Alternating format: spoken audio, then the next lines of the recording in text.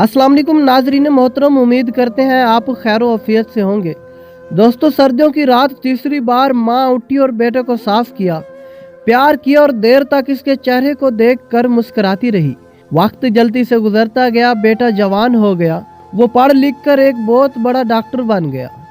आज माँ बीमार हुई तो बेटे ने कहा, अम्मी आज आपके खांसने की वजह से मैं सारी रात आराम से नहीं सो पाया। वो माँ जो कई रातें बेटे के लिए जागी, आज बेटा सिर्फ एक रात माँ की खांसी की आवाज़ भी बर्दाश्त न कर सका।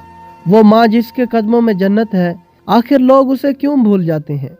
याद रखें, जिस शख्स ने अपनी माँ को ठुकराया, ज़माने की ठोकरें उसे ऐसे लगती हैं कि वो संभल भी नहीं पाता। दोस्तों, उम्मीद करती हैं ये वीडियो आपको पसंद आई होगी।